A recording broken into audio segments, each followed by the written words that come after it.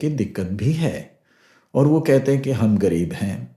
और इसी का फ़ायदा फिर आजकल हम देखते हैं बहुत से ये आशीष का प्रचार करने वाले भी लोगों की आर्थिक अवस्था, उनकी परिस्थिति का नाजायज़ फ़ायदा उठाकर उनको गुमराह करते हैं कि माँगो तो तुम्हें मिलेगा, पैसे माँगो, प्रभु आपको देगा, आपका कार्ड हाथ में ले लो, हम आपके लिए प्रार्थना कर रहे हैं और हम देख रहे हैं कि आपके खाते में पैसे आ रहे हैं। हम प्रार्थना करेंगे कि आपको लोन मिल जाए और हम प्रार्थना करेंगे कि आपका कर्जा हट जाए और फिर आप प्रभु को दोगे तो आपको और बहुत आशीष मिलेगी। तो आजकल ऐसे बहुत सारे जगह में बहुत तरीके अपनाए जा रहे हैं जिसके द्वारा लोगों को प्रलोभित किया जा रहा है कि कैसे हम धन इकट्ठा करें, कैसे पैसे हमें और मिले, कैसे हमारी परिस्थिति में बदलाव आ जाए। और ऐसे चक्कर में बहुत से लोग अपना जीवन बर्बाद कर बैठे हैं। 100 देंगे तो परमेश्वर 1000 देगा, हिला हिला कर देगा। आप प्रभु की सेवकाई के लिए दे दीजिए, आपके पास अभी नहीं है कोई दिक्कत नहीं, आप कर्जा लेकर दे दो, परमेश्वर देखता है। और आपने जैसे ही पैसे डाले, सेवा के लिए दे दिया, तो गैब्रियल आपके खाते में पैसे डाल देंगे। तो ऐसे में बहुत से विश्वासी चक्कर में आ जाते हैं और फंस जाते हैं। इसलिए हमने ज़रूरी समझा कि आपको ये आर्थिक या पैसे के विषय में परमेश्वर का वचन हमें क्या कहता है, उसको हमने सीखना है। आइए हम लोग नीति वचन 27 का 23 और 24 हम पढ़ेंगे। नीति वचन, मैं चाहूँगा आप भी बाइबल खोलें ताकि जो भी हम सीखते हैं, क्या परमेश्वर का वचन ऐसा ही कहता है या फिर क्या अगला कोई दूसरा पादरी आकर ये भी हमें अगले चक्कर में फंसाने का काम कर रहा है। हमारे हाथ में परमेश्वर ने अपना वचन दिया, इसलिए मैं चाहूँगा हम हर एक अपने आप को वचन के अनुसार नाप कर देखें। नीति वचन 27 का 23 और 24 में परमेश्वर का वचन क्या कहता है?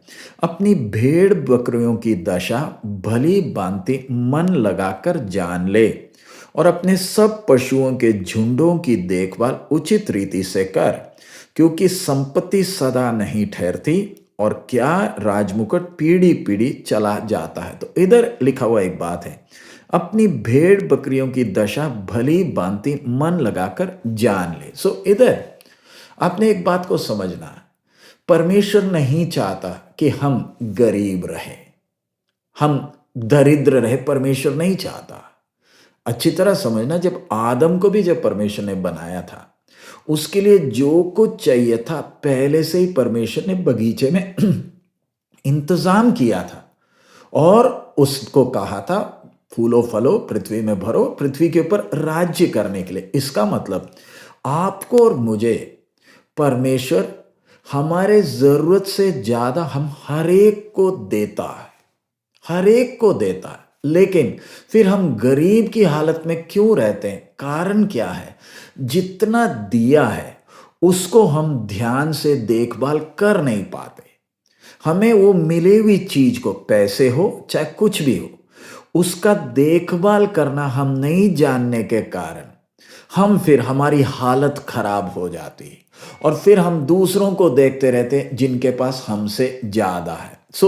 आपने ये नहीं सोचना है कि पैसा पाप है। परमेश्वर का वचन पैसा पाप है कर कर नहीं सिखाता, लेकिन पैसे का लालच गलत है और हर बुराई का जड़ है। हम आपको इस क्लास के द्वारा और पैसा मांगने के लिए नहीं सिखा रहे। आर्थिक अनुशासन बोलने वक्त एक विश्वासी ध्यान रखे, परमेश्वर ने हमें चुना। एक समय हम अपनी मर्जी से चलते थे, अब परमेश्वर ने हमारी समझ को खोला।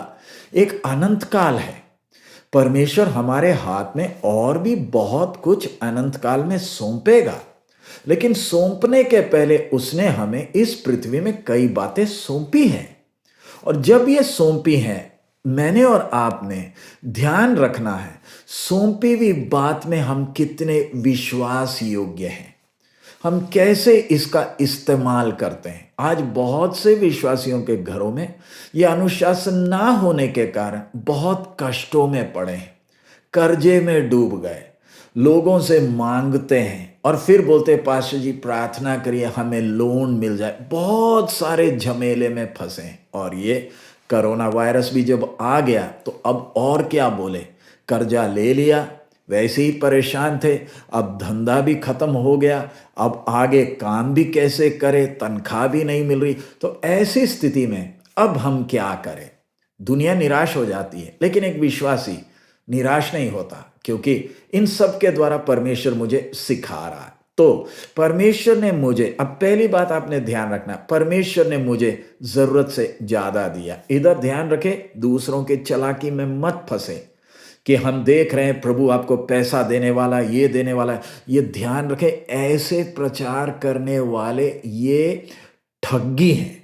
मैं खोलकर आपसे कह रहा हूं, ये ठगी हैं जो परमेश्वर का वचन को लेकर आपसे आपका कमाया हुआ पैसा भी लूट लेते हैं, ये बोलते हुए कि आपको अपनी माया जाल में फंसाते हैं। हम देख रहे हैं आशीष आ रही है, तो आपका फर्ज बनेगा कि इन ठगों के चालाकी में ना फंसे। प्रभु ने हम सबको जरूरत से ज्यादा दे रखा है। सो परमेश्वर चाहता है कि मैं जो भी मुझे मिला है इसको मैं ढंग से इस्तेमाल करूं। सो उसके लिए हम नीति वचन 30 का 8 पढ़ें।